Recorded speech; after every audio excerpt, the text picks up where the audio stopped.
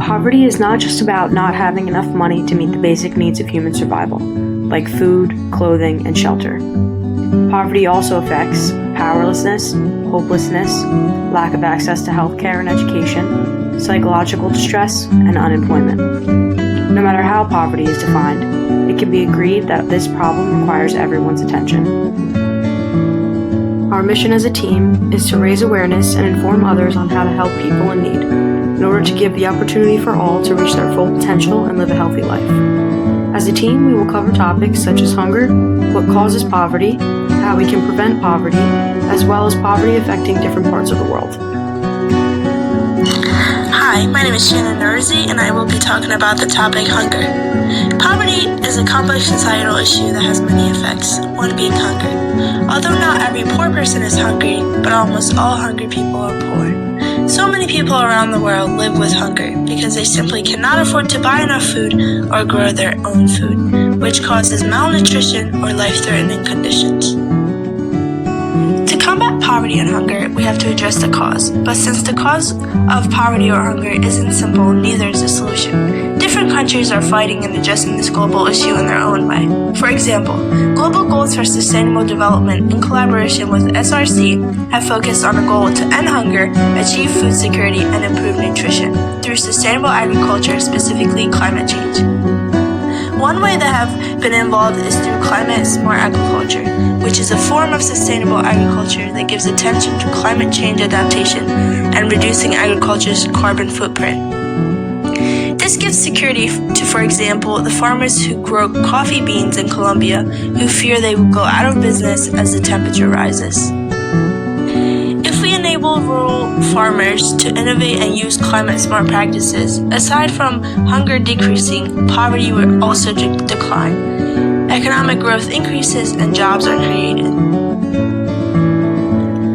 When it comes to addressing this global issue, state policymakers have the chance to serve as a leader in the battle to end hunger in the United States, starting with their communities and their states. They can create days for hunger awareness, elevate the visibility of hunger through their websites and social media, bring together the public, nonprofit, corporate sectors to inspire meaningful change and imagine innovative solutions for low-income communities. On the other hand, India has addressed this issue as well. India's recent National Food Security Act will help 800 million people access publicly financed and subsidized food. Due to a partnership of organizations, the government will distribute coarse grains, rice, and wheat. Coarse grains are highly nutritious, and they're also highly resistant to climate-induced stresses such as droughts and floods.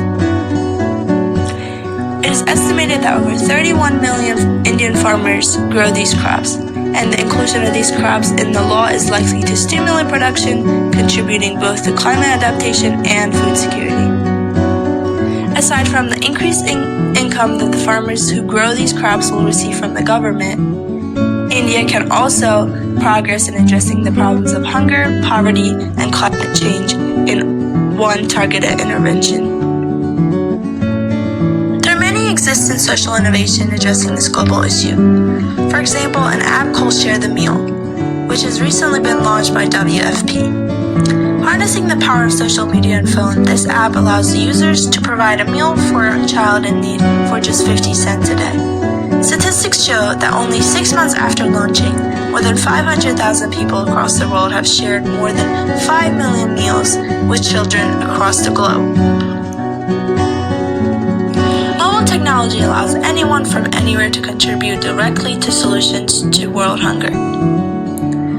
Examples of innovative programs that involve partnerships among multiple organizations and state-level support include Supplemental Nutrition Assistance Program, Child Nutrition and Food Distribution Partnerships, Healthy Food Access Partnerships, and many more.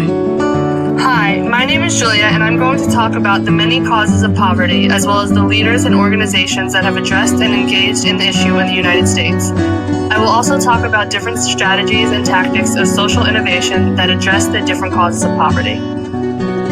There are many people that have different theories or ideas about why poverty began and continues to exist. There are many causes that can be addressed, and I'm going to list and then talk about the main issues that have caused poverty. These include lack of employment opportunities and an increase in unemployment, the lack of equal, accessible, and high-quality educational opportunities, growing up in low-income families, not having access to affordable health care, and lack of role models and parent and child aspirations for children at young ages. It comes down to the fact that there is a need for more investment in human capital and more policies from government that address and invest in this issue properly. According to the Institute for Research on Poverty at the University of Wisconsin, poverty has been increased more in states that have experienced larger increases in unemployment.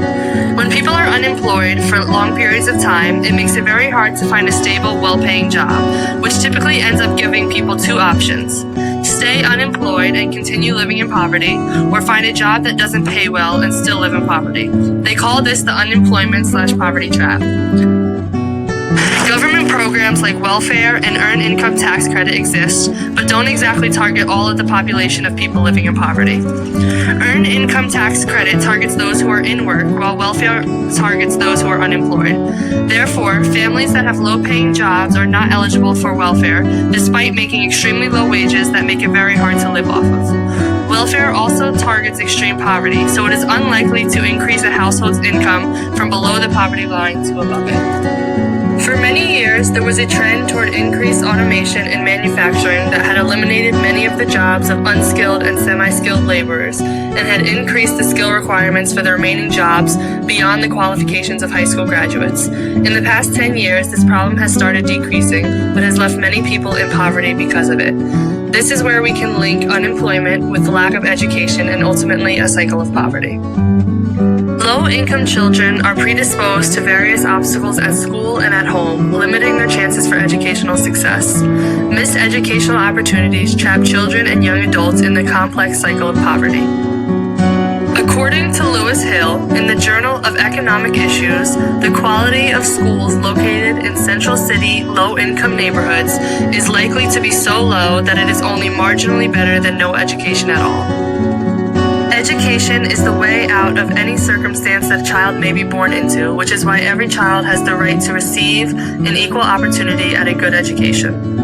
When children are born into and grow up in low-income families, they are predisposed to social and economic deprivation, as well as many other obstacles that negatively impact their path to getting out of poverty. According to the National Center for Children in Poverty, of the adults who experience moderate to high levels of poverty during childhood, 35 to 46% are poor throughout early and middle adulthood. This shows with numbers how difficult it can be to get out of that cycle of poverty. There are many leaders in our country who stand up for those who live in poverty. Alexandria Ocasio-Cortez is one of those leaders. She stands up for those who are not paid enough to live. She says that paying people less than what's needed to live is irresponsible. She also says that gross domestic product and costs are rising while wages are not, meaning working people are set up to fail. Like I previously mentioned, the government does have programs that are meant to benefit those in poverty, though they are not all completely available to those in poverty. We can also see the private sector benefiting people living in poverty.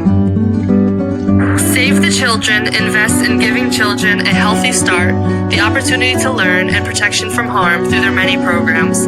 Their goal is to transform children's lives early so they can positively change the course of their future. Early intervention in areas that can cause poverty is a major way toward preventing poverty.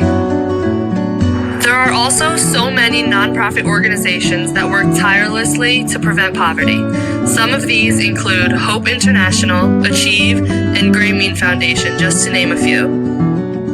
Hope International uses a holistic approach to provide discipleship opportunities, training, a safe place to save, and loans. Through their network, they offer biblically based training, mentoring, and coaching to help clients start or expand their businesses. They also help clients regularly save money to stabilize household income, provide a safety net in emergencies, start or expand businesses, or pay for household expenses such as school fees. Savings group programs are groups of individuals who save their money together in partnership with the local church. As they build a secure sum of money, members often take out loans from their group to pay for household expenses or invest in businesses. The Gray Mean Foundation is another nonprofit organization who, through financial programs, gives people the funds to start up businesses, make sound financial decisions, and grow their profits.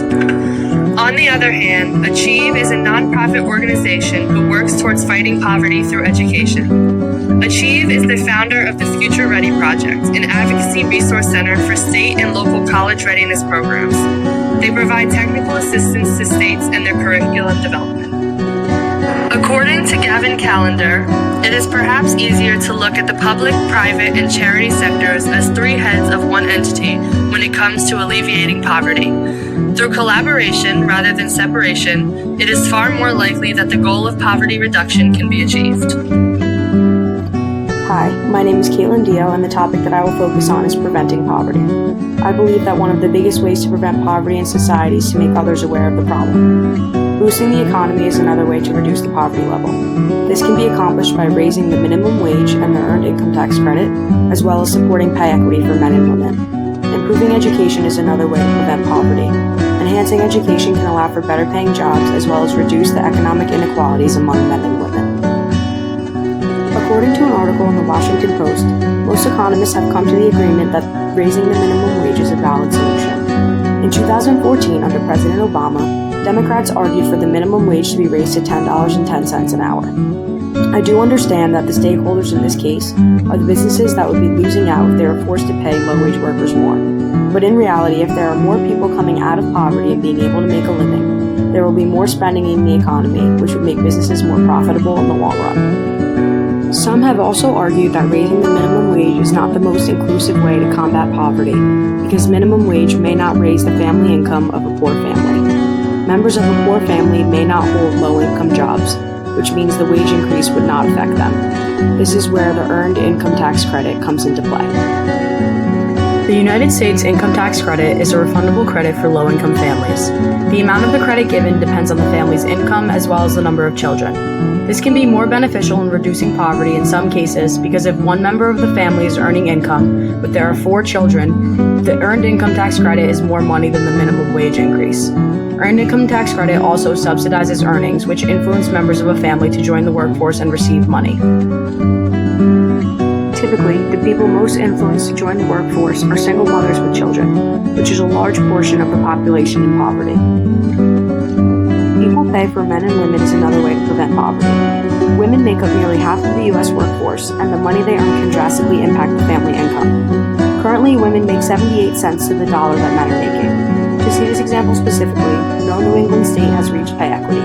Vermont, Maine, Rhode Island, and Massachusetts have high female-to-male ratios at 86, 84, 83, and 81% respectively, and hence the smallest wage gaps in the region. If families were making more money from the women due to the removal of the wage gap, poverty could definitely be decreased in these areas as well as many more areas around the world. The public, private, and nonprofit sectors are involved in helping to prevent poverty. The public sector provides support specifically with an organization known as SNAP, which Shannon mentioned earlier. The Supplemental Nutrition Assistance Program, also known as the Food Stamp Program, helps low-income families pay for food. Based on the family income and closeness to the poverty line, SNAP gives out an amount monthly to use for food. The average amount in 2018 was $127 per month, which breaks down to about $2 per meal.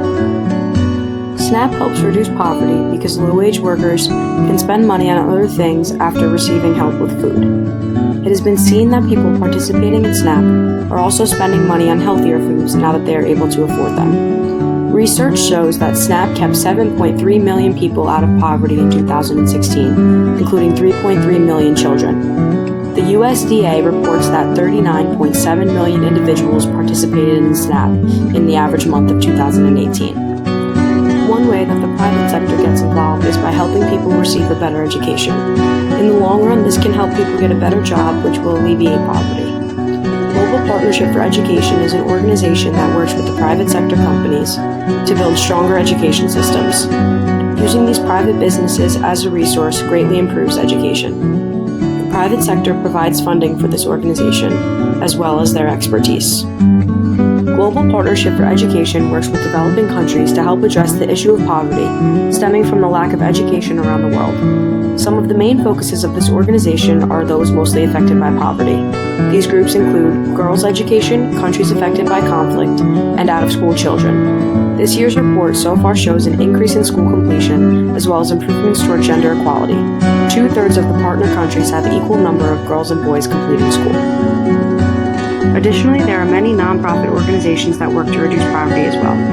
Child Empowerment International and New Futures Organization are two in particular. The goal of both organizations is to provide education. The Child Empowerment International has schools in Sri Lanka and Uganda. Child Empowerment International focuses on orphans. Because it is a nonprofit, people can get involved and volunteer by sponsoring a child to receive an education. New Futures is focused on children in Cambodia. Hello, I'm Shuren Chen. Today I want to going to talk about difference of poverty in different countries. I will use 4 aspects to talk about this topic. First of all, I want to share and describe some basic information about some poverty countries. For example, India. This country, people cannot get enough food and clothes. Some children back up on the street and they back up for some enough food. This is for the India and Yemen. For this country, most of the people they cannot get enough food, and the biggest issue and the challenge for them is the war problem. In my second aspect, I want to talk about the reason of some national poverty. Yemen is a country in perpetual war. The biggest issue for this country is war, and many people they could not get enough food, clothes, and a house in their daily life. Even some children they just bag up food street. Many reasons lead some countries are poor, such as political system, geographic location, and climatic environment. For the political system, I just mentioned about the Yemen, and for the geographic location, I want to talk about another country, Ethiopia. Ethiopia is an African country. For this country, the biggest issue for this country is the geographic location. For these reasons, some countries are needy and poor, even though they have some scarce resource. For example, Ethiopia, which is a country I mentioned before. Ethiopia is an African country, but its location is not very well because it's located in a tropical area. Therefore, many people and some foreign businessmen they would now be willing to choose Ethiopia for a trip place or for investment place. Ethiopia is the lack of investment from foreign businessmen and enterprise. As a result, Ethiopia citizens would not get enough money to buy food, clothes, house. And I think this is the most reason to explain why Ethiopia citizen could not to get a good life. Many people they would now be willing to choose a tropical area for a trip place. Ethiopia is lack of investment from foreign businessmen and enterprise for their geographic location. As a result, Ethiopia citizens could not get enough money from their government. The geographic location is an essential fact which we cannot ignore it. For my third aspect, I want to make a comparison between developed countries and developing countries. Some developed countries have a high GDP index and their poverty phenomenon is less than developing countries. Many people are willing to choose developed countries for a travel place because they have a more stable and safe environment. than developing countries. At the same time, many foreign businessmen would choose to invest in developed countries. As a result, the developed countries' economic situation would be much better. In contrast, developing countries are lack of a stable government system for management. The number of tourists and investors would reduce gradually. For my last aspect, I want to share some my personal ideas. I think if some developed countries could support developing countries on economic and political construction, these developing countries would be much better in the future. After listening to our take on hunger, causes and prevention, and poverty around the world, we want to hear what you think. There is always room for new ideas and improvements to help resolve this issue. What do you think we missed out on that could help reduce the poverty level around the world? A brighter future without poverty begins with us. Everyone is a change agent that can end this global issue of poverty. Thanks for listening.